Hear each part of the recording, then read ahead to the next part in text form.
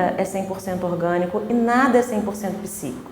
Também não é essa de querer achar que a psicanálise, né, vai ver todo o corpo do ser humano como tudo é psíquico. Não é isso. Mas a gente vê o corpo do sujeito como corpo erogenizado, né? Ele foi investido eroticamente. Isso que a gente fala de eros, erótico, tem a ver com a questão do amor. Então foi investido amorosamente pelos pais, pelas pessoas que cuidam daquela criança. Então as coisas mais bobas assim, um amamentar e ter um olhar para o seu bebê, é um dar banho naquele bebê, é um fazer um carinho. Quando aquele bebê está chorando, você coloca no colo e fala assim, você está com cólica. Isso também tem a ver com aqueles significantes que estão sendo ofertados, né? Está com cólica, ou então, não, você está com sono, está com fome. Porque na verdade o ínfans, né, o pré-sujeitinho, na melhor das hipóteses, se é que ele vem advir um sujeito, né, ele não sabe o que está acontecendo, ele chora no desespero,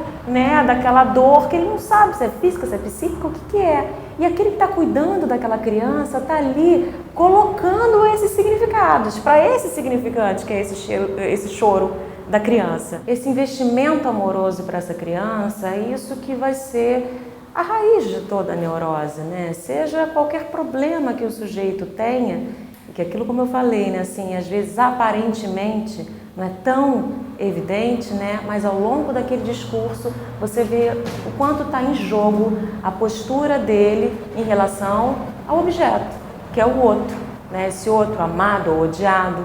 Até essa coisa do ódio é interessante falar, porque o ódio não é o contrário do amor, embora muitas pessoas pensam.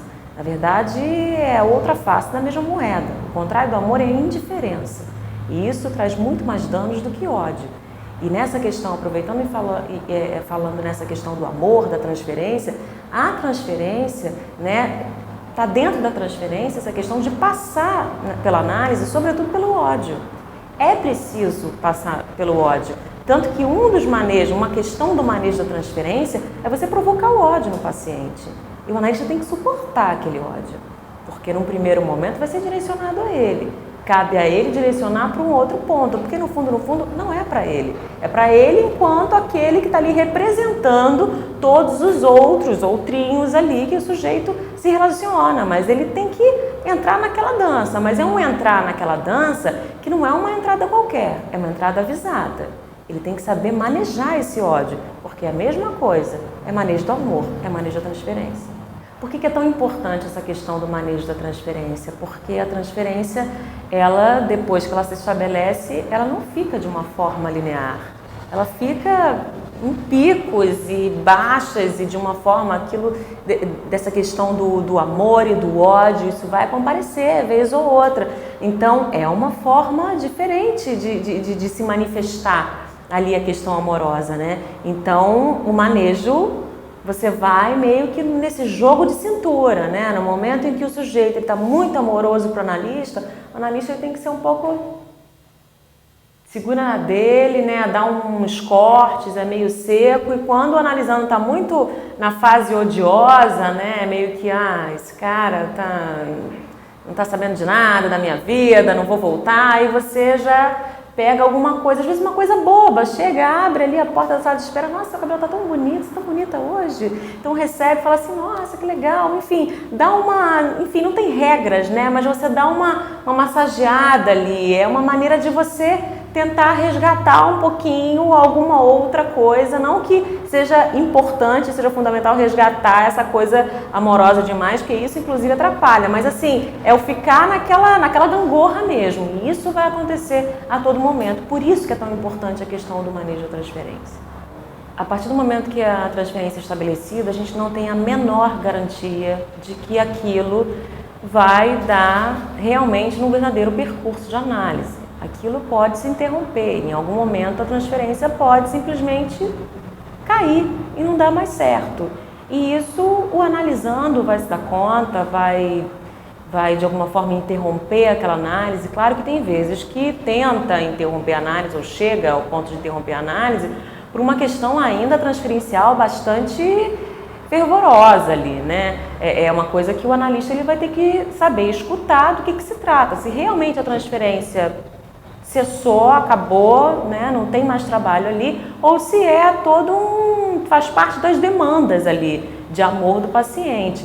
Então, tanto analisando, ele vai dar essas dicas, né, vai dar essas demonstrações, quanto o analista ele também está apto a escutar quando realmente não há mais trabalho de análise ali, né? E normalmente isso acontece quando a transferência cai. Agora, de que maneira cai, o que acontece, é no 1 a 1, a gente não tem muito bem como saber. Por que em psicanálise a gente fala que não é possível responder as demandas do paciente, né? Primeiro, assim, não é possível mesmo, da ordem da impossibilidade, porque qualquer coisa que a gente fosse responder não é exatamente o que o paciente queria, né? E, na verdade, como manejo de transferência, né? Para não responder essas demandas. Isso está o tempo inteiro ligado numa coisa que tem uma frase clássica do Lacan, que ele fala o seguinte: querer não é homogêneo ao desejo. Então, o que a gente quer não necessariamente é o que a gente deseja.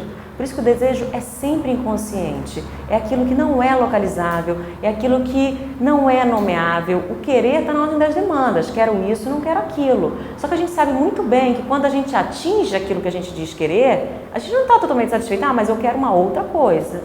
Ah, mas agora eu quero outra. Então aquilo não dá conta. Por quê? Porque o objeto ele é sempre parcial.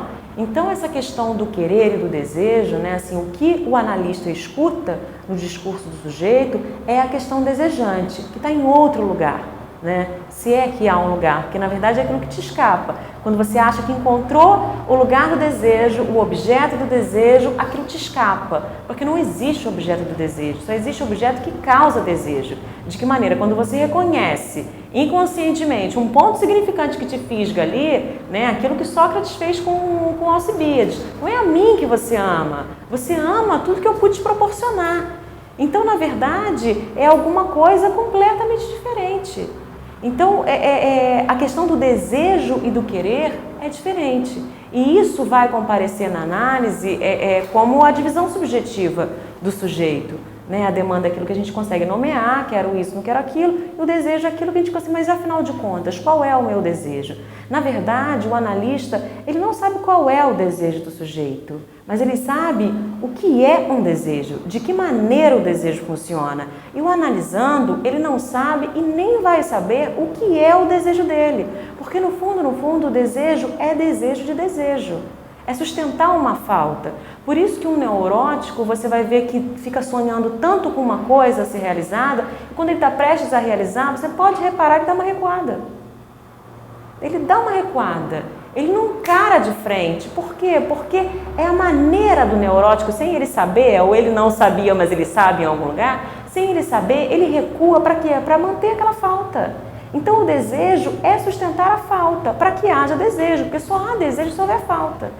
Então é essa questão, essa impossibilidade de responder às demandas tem a ver com isso, porque a falta sempre vai estar ali. Então nessa questão, muitas vezes o que um sujeito busca, quando busca uma análise, o que ele está demandando ali daquela análise, depois de um tempo, já não é mais aquilo que ele quer.